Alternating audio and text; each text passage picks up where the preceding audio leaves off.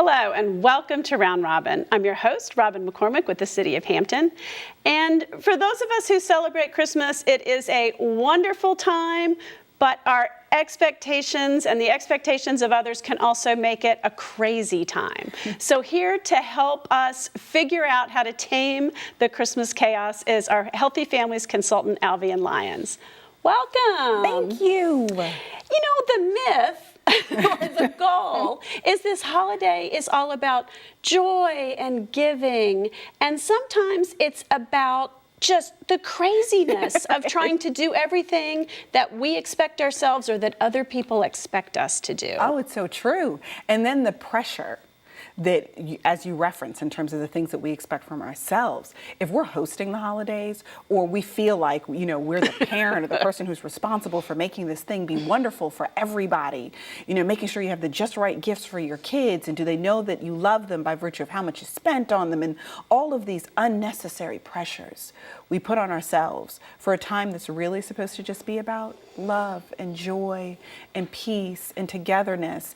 I mean, it just makes it crazy, literally. And gosh, when you're dealing with families coming into town and who's going to sleep where, and who's cooking and who should be in the kitchen and not in the and who's doing all the work, and who, you know, who's not helping. And, absolutely. Yeah. So we really want to kind of reduce some of that so we can get back to enjoying the things that really matter the most. So we're going to use our handy dandy acronym. Okay. And we're going to use chaos as the acronym, okay? Because our goal is to get rid of that. I can remember that. Yeah, I bet you won't forget that word. Right. So using chaos as the word, we're going to start first with the C's, okay? Okay. Children. The holidays, for those of us who are parents, it's really about or grandparents or aunts and uncles, or wherever they fall in the family. Absolutely. That was an absolutely necessary edit. For all of us who have children in our lives, we have to remember that this is about them. And particularly if you're a parent, this cannot be about you and whether or not you hosted the perfect holiday. Okay, this is really about your kids having a great time. We all year long are doing 2,000 things. We're running here and there, trying to make sure that we're present for the parent-teacher conference, the children's after-school activities, the tutoring that may need to happen, whether it's at the school or you have to get an additional tutor, getting your kids to their co-parents' house, their auntie and grandparents. I mean, the list goes on and on and on. And all of that comes with a lot of noise and sometimes a lot of stress. And the holidays are a time that many of us, and particularly our children, look forward to, because this is when there are no projects and homework due. Right. This is when I finally get to just be a kid, when I get to run through the house or the apartment and just smell good things cooking, and people are supposed to be laughing, and we get to watch It's Christmas, Charlie Brown, and all of those things that many times we just don't have a chance to be able to do. And as a family, it's an excellent time to be able to reconnect. We haven't even talked to our partners most of the time because we're just exhausted. Right. You know, like, so here we get a chance to it not be about all of those other things. But the mistake that we make is we put new pressures on ourselves. As if we're not pressure laden already, we make fresh new ones for the holidays. And really, if we're focused on the fact that this is really just about the children, we would do things perhaps a little bit differently. You know, like the kids half the time have more fun with the box than they do with the toy that was inside the box. Yes. You know, like depending upon how old your kids are. Right. So sometimes it needs to be about something else. And it needs to be about the something else that really is supposed to be the most important something else. And that's the little people. I mean, in my house, I have grown ones, as you know, and then I still have a teenager. But a long time ago, we stopped with the presents. Like, we do things for each other on the holidays, and we make it about the fun of the food and the smells and the music and the spontaneous dance parties that we get into, you know, so that it really stops being about material things. It stops being about what you can get, but rather what you can give, because we live in an environment that is all about the most insignificant things ever.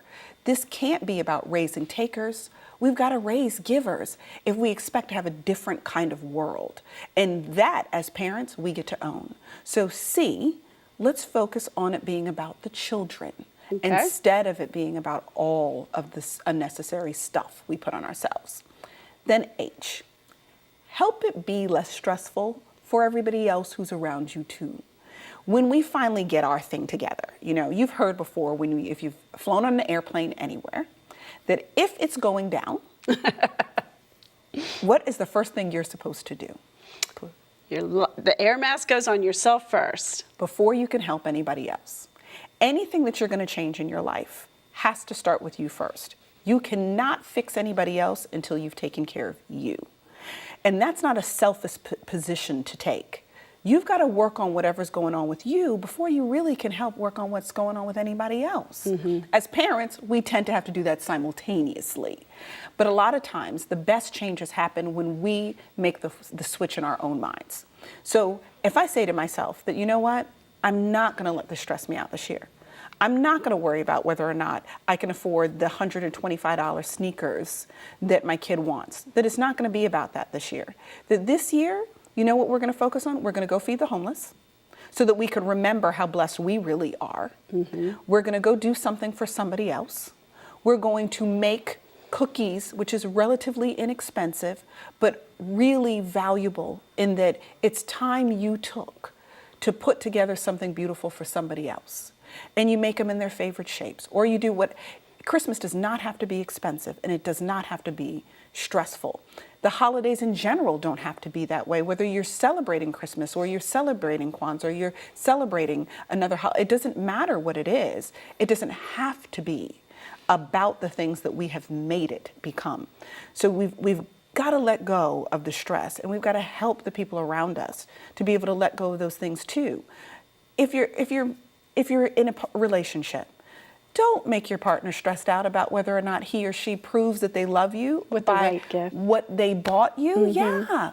Who cares if you're great to me one day out of the year and you're a jerk 364 other days? Let's look at the exchange. I'd much rather you be wonderful as a partner 364, and we make it unimportant on that 365 day, and we just do something together. Or finally, we just lay together and watch our favorite movie that you've invested something you can't get back, which is time. If you invest time in me, it's the most precious asset you have. So whether or not you spend $50 or $500 or $5,000, you can make that money back. But if you spend your time with me, you can't get 1 second of that back, which makes it such a valuable investment. So let's make it about things that are valuable and less about the unnecessary stress that we create for ourselves and for each other. Help be part of that. Then A, approach. How we approach the people in our lives during this period of time, that attitude that comes with that has a lot to do with how this thing goes down. So we've got lots of people who are going to be part of our lives. If you're part of a blended family, which we referenced in a segment previously, like that can be tough. Figuring out how we're going to navigate where the kids are going to be, who's going to be at what house, what time we're doing pickups and exchanges, whether or not grandma's going to get a chance to see this one, and the new baby is born and we didn't get over to such and such's house, and all of that stuff that goes on with that. A lot of times, because of how we're feeling, we take that and we put that on somebody else.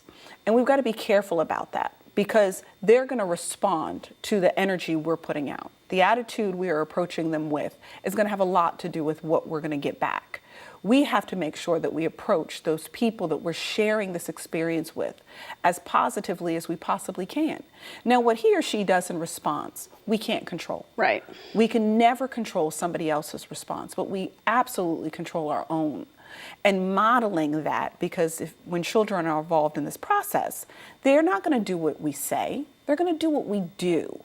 So we've got to make sure that we handle things in the kind of way that is a good model for our children. Our children will continue whatever it is that we set for them more often than not. We don't want them to be great people in spite of us. We want them to be great people because of us, because we set good examples. And the best examples you're ever going to set are going to be, what do you do under pressure? Show your kids how you handle stressful situations, and your approach has a lot to do with that. So when you're navigating this space with your co-partners in these children's lives, approach it positively so that your kids can see, can hear what real adulting should sound like. Then O, be open to new ways to solve old things. We've talked before about the fact that sometimes we come into things with the way that we like to do them. Christmas is on the 25th. Thanksgiving is always going to be on this particular Thursday of the month. We always serve these foods. And we always do this. And I always have the kids for this particular time. And I have to have them here to wake up to open their Christmas presents in the morning, or to be able to light the candles, or whatever it may be. Or we have to go to church or temple or mosque or whatever it is at this particular time. Some of those things force into the situation these absolutes. If this doesn't happen, then this is going to happen. But a lot of those absolutes are our own stuff. They're not really that absolute. You are still going to be mom or dad in the morning, no matter what ends up happening. So why not make that a positive experience? If it means that you have to have the kids the day before, or the day after, or the week before, or the week after, if this is really about the goodness of holiday season, then let that be evident in the way that we handle the holiday season. We can be more flexible than we choose to be a lot of the times.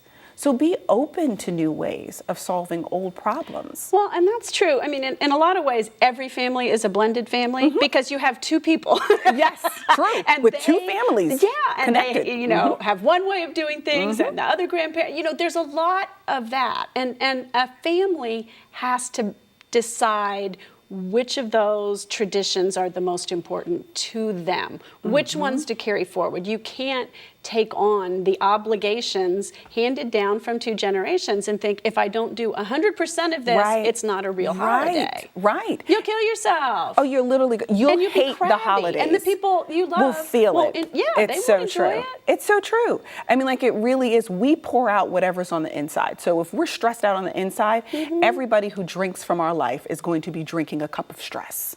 We want to make sure that when people drink from our lives, that they get something good out of that there is love and there's peace and there's calmness and there's joy. Everything does not have to be an espresso shot. Sometimes it could be something else. It could be a latte. It doesn't have to be that stressful. So yes, it's absolutely true that we're not going to be able to do everything. But if we approach things from a positive way, like we were talking about before, and we're really working to help reduce the stress because we really are focused on the children, so I'm just running chaos backwards right now, then what we're going to find is that there are ways to integrate the things that are most important to us. And it might have to be creative, but it's not always an either or situation. Right. Being open doesn't just always mean to new things. It means to rejecting some of the old things. Sometimes, truly. I mean, because just because it's something that has always been done doesn't make it always great. Right. Some things, tweaking them is not such a bad deal, and for the kids, it might be wonderful for them. And we want them to be flexible human beings. We don't want our kids to be so hard fixed on one way to do everything that they can't evolve with the way in which we are going to change, they are going to change. Growth is change. So we want our kids to be pro-growth. And that means they've got to see us be pro-growth. So it's really in the modeling during the tougher times that we are teaching the most important lessons. So be open. Be open. And then finally, S, stay focused on what really matters. We've talked before about the whys of the things that we do. If we know why we're doing something, if our why is about we want our kids to have a wonderful holiday, or we want to have an excellent time for the family to plug back in together, or we want to be able to show our religious or spiritual faith where the holidays are concerned, whatever your reason is, then let's be clear about that and recognize all the different ways in which we can make those things evident without it having to be a battle. We can stay focused on the important things, making time to do things that matter, giving to the community, being there for other people. The principles that your kids will remember forever are far more important than the gifts and the rituals. It's the stuff that helps to build their character, and they learn those in unexpected, but important ways. So we've got to stay focused on what really matters. And when we do that, it is no different than the idea of in the midst of a storm, when everything else is spinning around you, you need to plant your feet somewhere, so that your kids have a tower in the midst of the chaos that they can lean to and hold on to and be like, you know what, I could always count on mom, or I can always count on dad. While it's all going crazy, if I call them, if I spend time with them, if I plug in with them, they're that thing that helps me to center again, that this is what this is really about. So don't get crazy or stressed out about all the other stuff. Baby, what we care most about as a family is the tradition of being together. And that together is not locked into a particular hour. It's not locked into a particular day or a particular week. This is not about who made the turkey or who made the ham. This is really about the fact that we made time to show that each other how much we loved each other. And that helps us to be clear in the midst of a lot of mess. Well, and I find as the kids get older, you know, mine are older, right? Asking them what they care about, right, is an eye opener, because Indeed. It's not always what I thought. Mm-hmm. And being able to help them stay focused. Okay, these are the 5 things I want to do over Christmas break. Right. They don't all have to be done, you know, at the same time, but these are the things that feel like the holidays to me. To them. And it might be, you know, putting together the horrible gingerbread thing with all the gumdrops that I hate. But, you know, it might be a movie. It might be going to a concert. It might be, sometimes we wear PJs all day. Right. You know, and so figuring out those things and following through on them and then letting the other things go. Oh, totally. And that's really what it is at the heart of it all. We want to do what matters most. And because it's really about our children, we want to do what matters most to our children. But don't let those things be about material stuff. Right. You know, because that's fleeting. And as adults, we have the perspective to know that that's fleeting. So mm-hmm. we owe it to our kids to teach better lessons than that. But those, sometimes it's, I want to go see the Christmas lights. Yeah. You know, gosh, we did that every year. Gosh, sometimes it's roasting marshmallows. I mean, like, it could be some really weird and funny and fun and simple things. My daughter every year has to take a picture of herself wrapped up in the Christmas lights. My 21-year-old. But that is her thing. Mm-hmm. Every single year, we've got to get that photo of me wrapped up in the Christmas lights. And she looks forward to it. My other kid loves the music. She wants it playing through the entire house, and she wants a fresh Christmas tree because she needs to be able to smell the pine, because that's Christmas for her. My son, it's the food. I mean, each one of them has a thing that's right. important to them. But it is our job to know what that is for our kids, because those are the things. And to keep it within reason. Right, absolutely. And those are the things that should be our priorities going into the holidays. So we can reduce the chaos by focusing on what matters. Okay, thank you. Absolutely.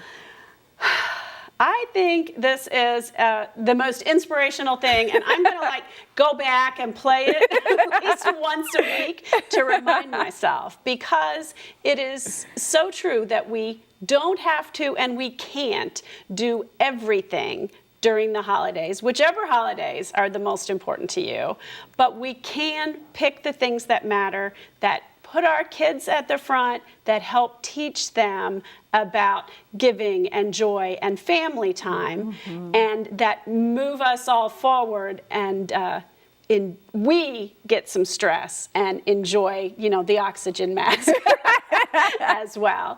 So thank you for watching, and I hope you have a wonderful holiday with a lot less chaos.